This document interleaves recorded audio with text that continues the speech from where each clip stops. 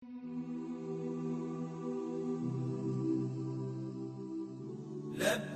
اللهم لبيك لبيك لا شريك لك لبيك إن الحمد والنعمة لك والملك لا بسم اللہ الرحمن الرحیم نحمدہ ونصلی ونسلم علی رسولہ کریم اما بعد۔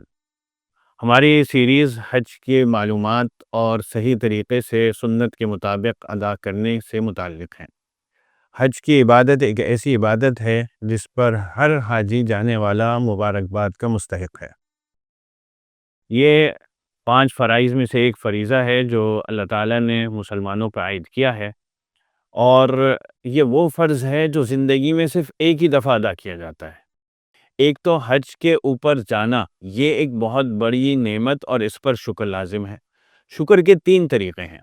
شکر انسان زبان سے کرتا ہے، شکر انسان دل سے کرتا ہے، شکر انسان اعضاء و جوارح سے کرتا ہے۔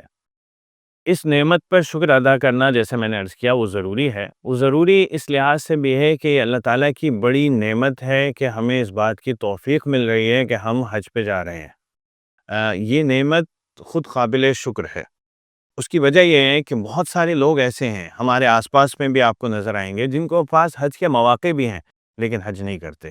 تو یہ اللہ تعالیٰ کی توفیق ہے کہ ہم اس کی طرف متوجہ ہوں۔ اس نے ہمیں اتنا مال عطا کیا کہ ہم حج پہ جا سکیں، اور پھر ہم اس کی طرف متوجہ ہو کر ہم حج کی ادائیگی کے لیے بالکل سربکف ہیں اور تیار ہیں۔ اور ساتھ ہی ساتھ ہمارے دین کا ایک مزاج یہ ہے کہ انسان جس کام میں لگے، اس کے لیے ضروری ہے کہ اس سے متعلقہ جو مسائل اور معلومات ہیں اس کو جانے، اور وہ جاننا بھی اس کے اوپر فرض ہے۔ جب تک کسی انسان کے اوپر حج فرض نہیں ہوتا، اس کے لیے اس کی معلومات اگر وہ نہ جانے تو اس پہ کوئی حرج بھی نہیں۔ لیکن جب اس کے اوپر حج فرض ہو گیا، حج کی ادائیگی کے لیے وہ بالکل تیار ہے، تو اس کے مسائل کا جاننا بھی اس کے اوپر فرض ہے۔ بغیر اس فریضے کو پورا کیے وہاں حرم پہنچ جانا اور یہ سوچ لینا کہ جیسا سب کر رہے ہوں گے ویسے ہی ہم بھی کر لیں گے، اتنی بڑی مخلوق حج کر رہی ہے تو لا محالہ وہ بھی صحیح کر رہی ہوگی، لہٰذا ہم بھی ان کا دیکھا دیکھی کر لیں، یہ اپروچ بالکل غلط ہے اور دین کے مزاج کے بالکل خلاف ہے۔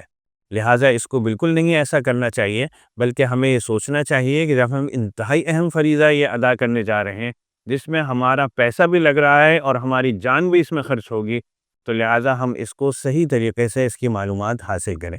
ایسا کرنا اس لیے بھی ضروری ہے کہ تاکہ جو شکر ہم ادا کر رہے ہیں یہ صحیح طور پر ادا ہو سکے، ورنہ اگر ہم یہ نہیں کریں گے تو یہ نعمت کی ناقدری میں شمار ہو سکتا ہے، کیونکہ جب ہمارے پاس معلومات پوری نہیں ہوں گی تو حج بھی ہمارا درست نہیں ہوگا۔